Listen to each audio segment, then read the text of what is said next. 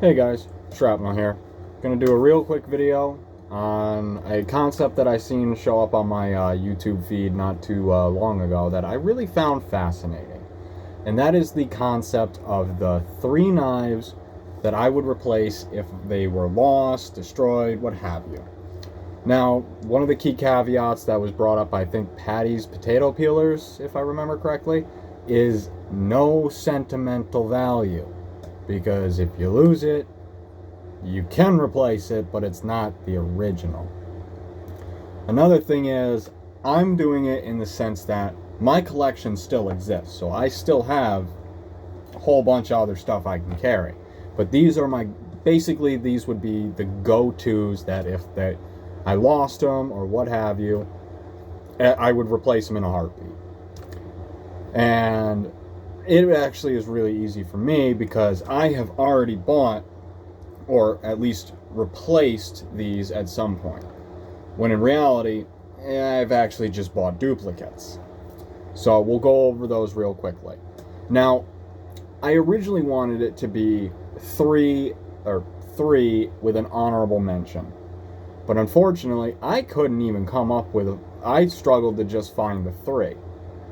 So we'll start with the one that I wanted to be the honorable mention, and then we'll get into the main meat of the story. So, the first one up is one of these.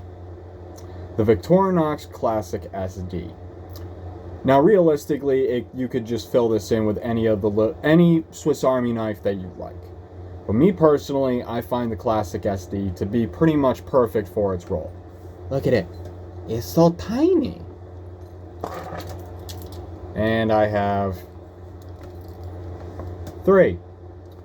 As you can see, they're all in various states of being beat.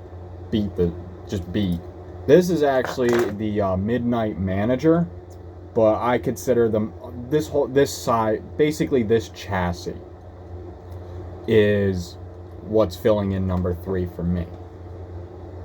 Mainly for the scissors. Just the small size is very handy. Moving on. Now, the next one would be like the go-to pocket knife. It's actually a fairly recent one that I found that it checks all the boxes. And that is the Buck Bantam 286. This is a larger folding knife at, I think, 3 3/4 inch blade, something around there. Ergonomics are good. Lockup is good. The action is, well, this one needs to be cleaned. Let me swap out for a fresh one. Good action. Now, why did I pick this for number 2? Well, as you've seen, there's 2. And here's 2 more. It's pretty much my favorite pocket knife, and at the price that these can be found at, I've seen these anywhere from $15 to $35. And in that price point, it's pretty hard, and these are made in the USA. It's pretty hard to beat that for the price range. Yes, that is a very hot market, so I do know there's probably some better options out there, but for what I'm looking for, this fits the bill. The only thing I wish this had is, from what I could tell, this does not have the fancy heat treat from Buck. I think it's I don't think they put enough effort into this model to really care enough to give it to it. But that all being said, the performance is still pretty much where I need it to be. I have to sharpen it. Like the black handled ones, these are my work knives. The ones I actually, take out in the field and beat the snot out of. You can kind of see it. These I have to sharpen maybe once a week. It's pretty impressive when I compare it to some of the other knives I've carried at work, which pretty much every day. So that's not bad. Get those out of the way. Now for number 1. What is it?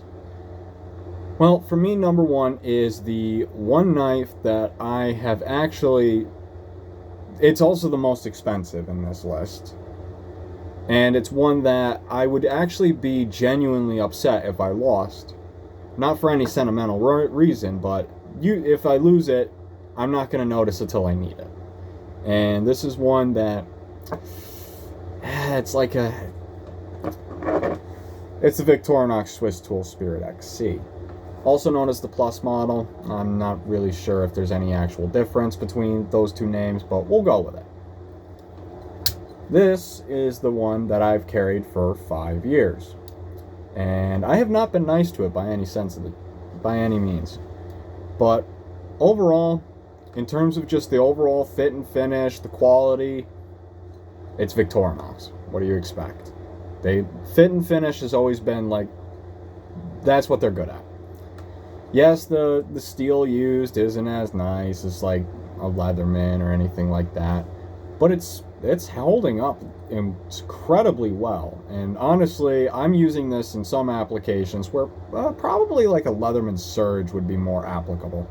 But usually if it comes down to it, if this can't do it, I'll actually go get the proper tool. But man, I gotta say, this thing has been wonderful. The one thing I have done to it to make it a little nicer is this does have the butter blade.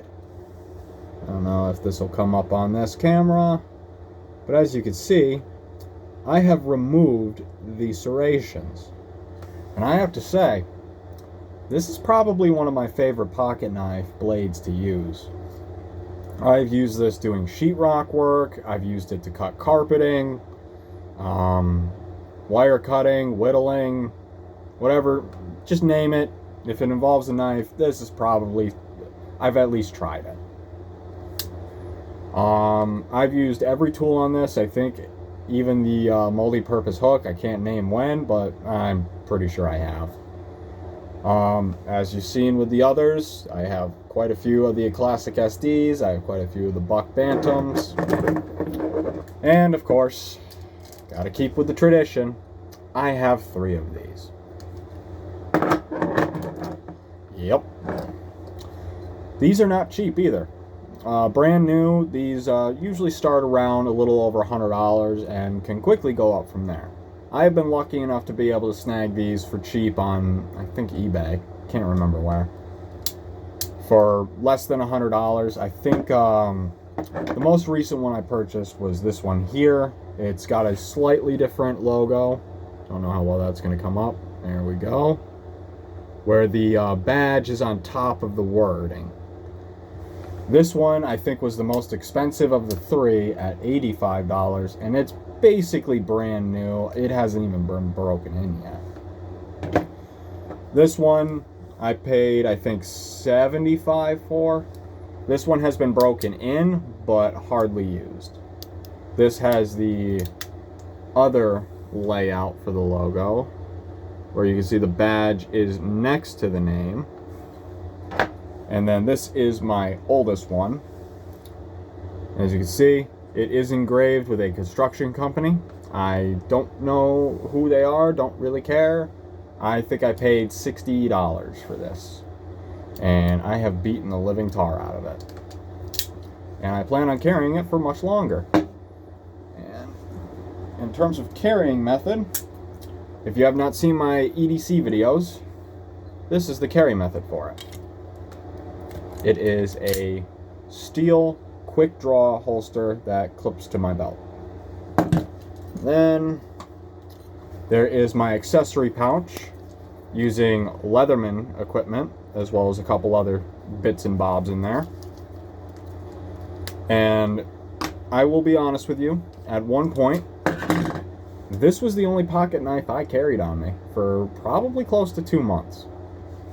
I took one of those Night Eyes hip clips attached to this. Unfortunately, I put it on the wrong side of the handle, so it didn't carry correctly. So I ended up clipping it to the outside of my pocket, like so. And I did that for about 2 months before, like I said, the clip I put on it sheared right off. But now that Victorinox came out with a new pocket clip, that might be a thing I buy. We'll have to see about that. But yes, so I went on and rambled for you. we'll give a quick rerun. Number 3, the Victorinox Classic Sd. I like stashing these everywhere. Buck Bantam 286. This is my go-to pocket knife at the moment. This is subject to change. And the Victorinox Swiss Tool Spirit XC, also known as the Plus model, is my number 1 choice that I would definitely go and buy again. And if I had to, I think I would actually bite the bullet and pay full price. Luckily, I haven't had to yet. Thank you for watching.